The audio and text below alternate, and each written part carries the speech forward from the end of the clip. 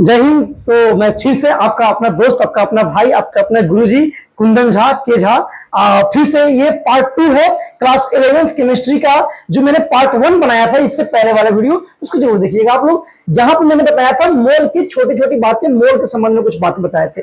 जैसे आपको मैंने फिर से यहाँ पे लिख दिया है वो पार्ट को, उसी पार्ट को थोड़ा सा आगे करना है। तो उस पार्ट को आगे करते हुए हमें स्टार्ट करते हैं। तो पहले जो हम लोग पढ़ रहे हैं वो है क्या, जो पिछले क्लास में पढ़े थे वो है क्या, तो वो है मोल के बारे में मेरे भाई। ये पार्ट 2 है मेरे भाई, सॉरी एक्चुअली ये जो है, हाँ चलिए यहां से, ये पार्ट 2 है मेरे भाई।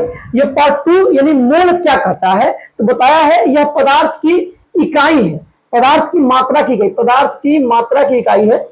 मात्रा जो होता है उसकी इकाई होता है, मतलब पदार्थ की क्वांटिटी जो होती है उसकी इकाई को मेजर कैसे करते हैं उसके लिए बनाया गया है एक फंडामेंटल यूनिट है, वो क्या है, मोल है।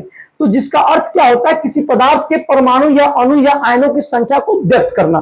तो जैसे मैंने बताया था पिछले क्लास में कि बाबू मोल जहां का है ना, मोल उसका मतलब समझना है कि एक संख्या है, वह क्या 6.022 इंटू 10⁻23 जो कुछ कहे तुमको, हम कहेंगे एक मोल इतना बराबर कुछ भी हो सकता है यहाँ पे। लेकिन चूंकि यहाँ केमिस्ट्री की बात कर रहे हैं तो केमिस्ट्री में जो पार्टिकल होते हैं वो तो या तो अणु होते हैं, या फिर आयन होते हैं, या पदार्थ की सूक्ष्म इकाई परमाणु होता है मेरे भाई। तो परमाणु, अणु या आयन के लिए या नंबर ऑफ इलेक्ट्रॉन के लिए ये हम लोग कह सकते हैं एक, और कहेंगे एक मोल इलेक्ट्रॉन तो उसका मतलब होगा 6.022 इंटू 10⁻23 इलेक्ट्रॉन। अगर हम कहेंगे एक मोल सोडियम, मतलब क्या समझना है मेरे भाई, 6.022 इंटू 10⁻23 क्या सोडियम।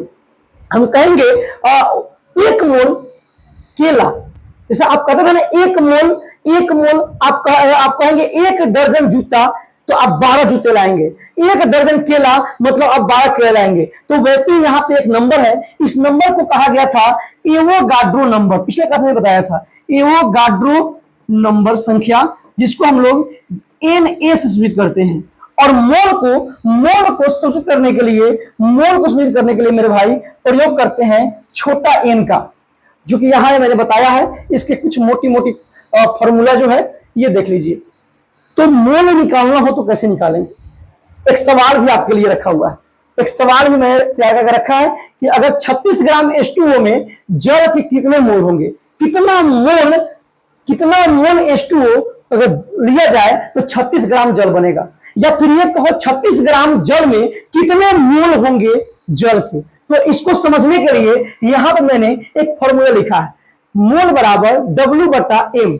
W क्या होता है, वो होता है गिवन मास। तो लीजिए आज के बाद से ना ऐसे सवाल को एकदम गड़बड़ा दोगे, ये समझ लिए तो आपको मोल का सवाल बनाने आ गया।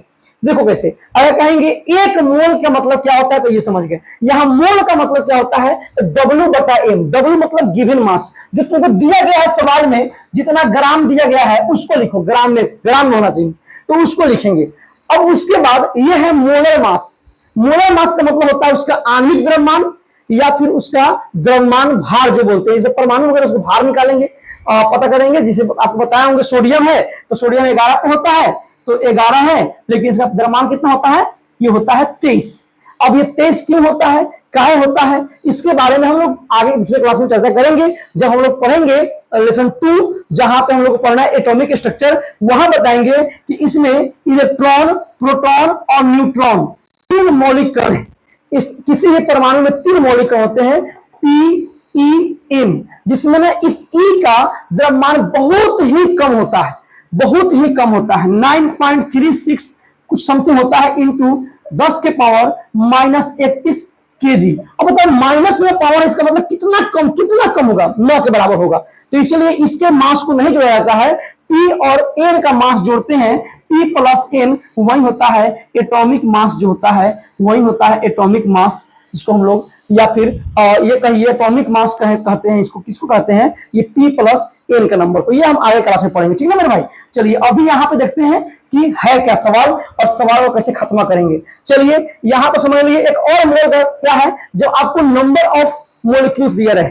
जैसे कहेगा सवाल में, आगे मैंने सवाल सेटअप करके रखा है पेज नंबर 2 में, देखिए यहाँ आपके लिए सवाल रखा है मैंने कि अगर यहाँ पे जैसे कहेगा इतने, ये संख्या दे दिया CO2 का, कहेगा इतने में इतने मोल की संख्या कितनी होगी, इतने अणु में CO2 के इतने अणु में कितने मोल होंगे, ये आगे क्लास में लोग करेंगे, फिलहाल इसको करते हैं।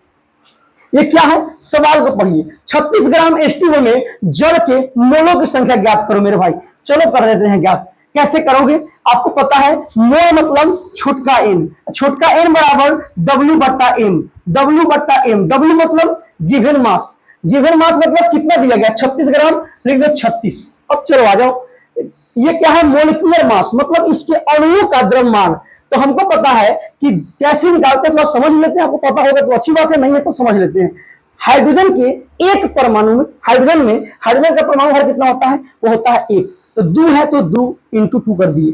ऑक्सीजन कितना होता है, ऑक्सीजन होता है 8 पर दुगुना करोगे 16, तो 16 इसमें जोड़ोगे तो कितना हो जाएगा, 2 कम 2 और 16 कितना हो जाएगा 18। यानी कि जल का क्या होता है, मोलर मास होता है 18। ऐसे आप निकाल सकते हो। CO2 का कमेंट में बताना है, CO2 का कैसे निकालोगे, CO2 का मोलर मास कमेंट में बताना है। और बताना है आपको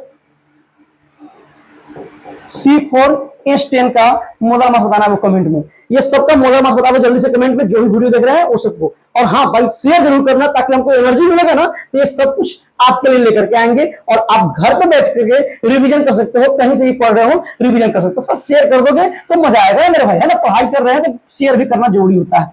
चलिए मेरे दोस्त, तो आते हैं इस सवाल पे। तो क्या करेंगे, यहां से W गिवन मास कितना है 36 और मोलर मास कितना निकाले हम 18, ये कट जाएगा, कितना आएगा 2, तो 2 मोल हो गया। इसका मतलब है कि अगर 36 ग्राम H2O लिया जाए तो उसमें कितने मोल होंगे जल के, तो हो जाएंगे 2 मोल हो जाएंगे जल के। तो क्या ये आपको बात समझ में नहीं आई, क्या ये मोल की बातें आपको समझ में नहीं आई, क्या वीडियो अच्छा नहीं लगा, तो अच्छा लगा तो छोड़ के क्यों जा रहे हो, शेयर तो मार दो मेरे भाई, है ना।